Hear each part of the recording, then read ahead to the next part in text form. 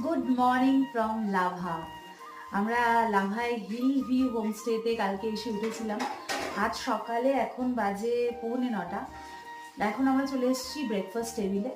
আজকে এখান থেকে ব্রেকফাস্ট করে আমরা কয়েকটা সাইট সিইং করবো, করে চলে যাব কোলাখামের দিকে, সেরকমই প্ল্যানস আছে। সকাল থেকে যদিও ওয়েদারটা খুব গ্লুমি, নাহলে ভোরবেলাও আমাদের আর একটা জায়গায় যাওয়ার কথা ছিল। যাই হোক, এখন ব্রেকফাস্টে আমাদেরকে দিয়েছে আলুর পরোটা।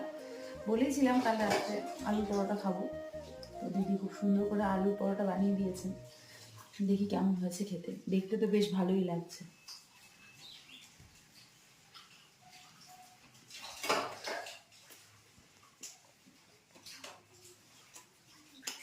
পারফেক্ট হয়েছে, দারুণ।